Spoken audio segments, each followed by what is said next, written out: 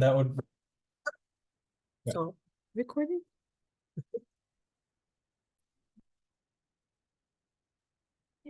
Can't do it in secret. So thank you all for coming to my boring, not so boring talk on ADI Geohistory. What does that mean? It's this long thing.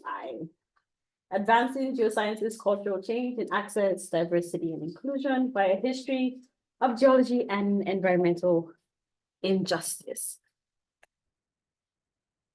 If I can get this to go. Okay. What is ADI Geohistory? I found this random picture on Google. So, well, basically, it's this 2-year NSF-sponsored program that I applied for last year. And so their goal really is just to enlighten you about the story behind the story, just so that pertaining to like resource exploration exploitations, such as like oil and gas, hydro like dams for like water and electricity. And so it's a 2-year program, like I mentioned. So there was one last year, there's one this year. And so what I did was basically applied online. It was very easy. The application took me like 5 minutes. The first few questions are like, what's your name? And then the real question was like the last one, which is like, why do you want to be included in this? And I guess what I said was convincing enough, and then I got it. And so what you do is that you receive 1 year GSA HESS membership. You also get your GSA conference registration paid for. You get a travel stipend, which is nice because going all the way to Pennsylvania was not cheap last year. This year is not so exciting because GSA is in California, but if you wanted to just be fancy and fly, they'll pay for it. There is a cutoff.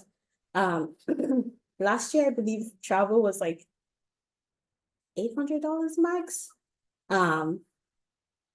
For people coming out of state, but people that were like close by, I think they had a lower cutoff just because they could drive or like flights was cheaper. If you disseminate your information, just like I'm doing, you get a stipend. And then it's open to like undergrads, grad students from historically underrepresented groups. And so my presentation today is basically just like an overview of where we went to last year, some cool pictures that I took, some things that I found that were interesting to me. And I guess a disclaimer is like, I feel like we visited the Drake oil well just because it was in Pennsylvania and GSA was in Pennsylvania. It was easy access. And I guess it is interesting. It is not to say like ADI is in support or not of oil and gas and all the damages and things like that. Just like, okay, this is the history and this is what currently is being done to sort of maybe provide justice to people that have been affected by the exploitation of this resource.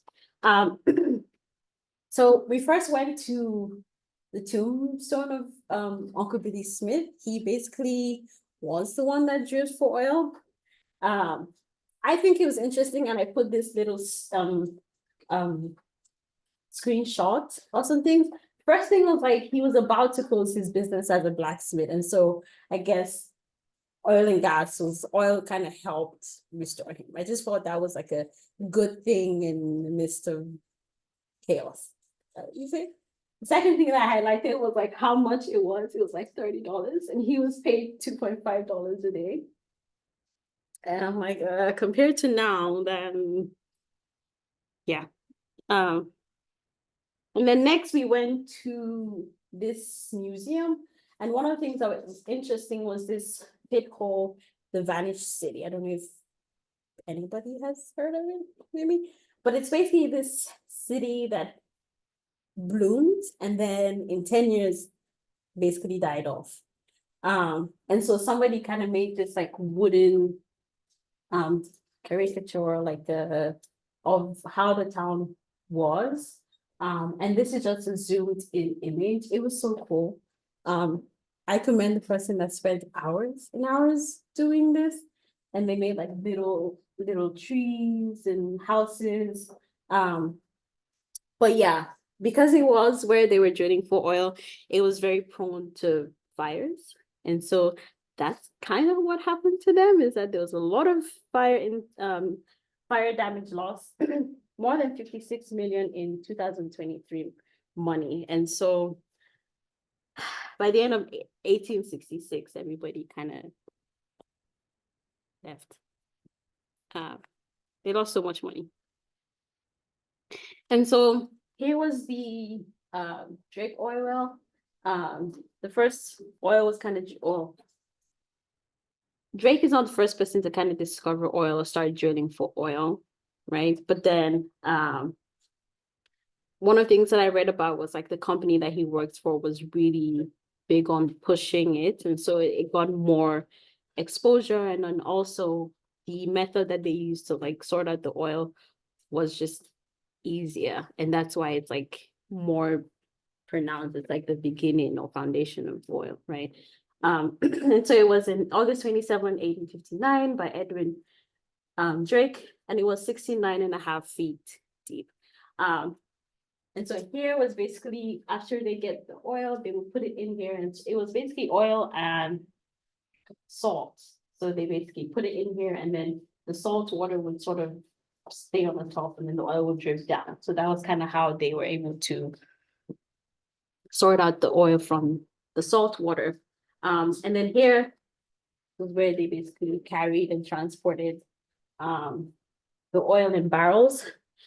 And then here was actually wanted to put the video, but it was too large for me to transfer it from my phone to my laptop. But basically, it was like how they used to drill for oil, and so we got to see this like made up, not made up, but like they rebuilt it to kind of show, okay, this is how you like manually pump for oil, and then the dirty oil will come out from there. I thought that was fun. So if you like history, it's a good thing. And then lastly, we kind of just talked about like, okay, here's some of the justice policies that they were currently doing right now to sort of provide some sort of justice in some way, right? To people that are affected. Initially, they used to just use like race and income, but now they use more than 30 criteria. So like asthma and cancer rates, people that are close to some of these facilities are more exposed to certain chemicals. So they're actually taking into account all these factors and using that to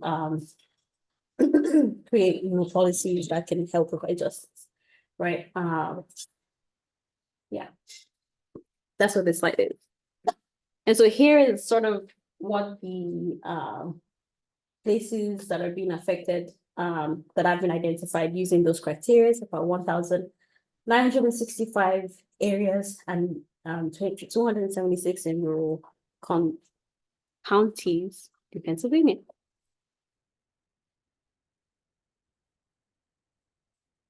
So that was just me in the museum, and I felt, yeah, I was smiling. So like, that's the show off. So if you're interested in this year's program, reach out to me. I can send you the barcode. You can scan and like, I don't have it yet. That's why I didn't put it up there, but I will get it, and then I can share with you. You can apply if you want to learn stuff about history and if you're interested in like environmental justice and things like that.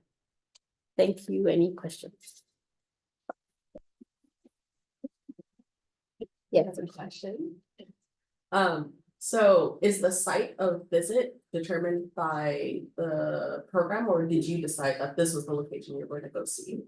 It was determined by the program. So it's like, it wasn't just you, it was a whole bunch of people who received it? Yeah, so together, right? Yeah, I think we were like more than 30. It was a big bus, and it was nice to have other people. I should have put a picture of most of us.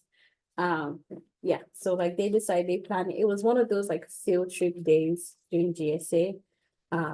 And so when they early. That's why you went early. That's why I went early. Also, It makes sense now. what are the like stipulations if you're a recipient of it? What do you do to, I guess, to get it? Like aside from the form. That's it. That's it? Okay.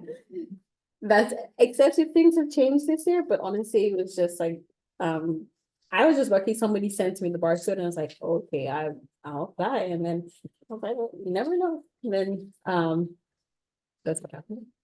Thank you.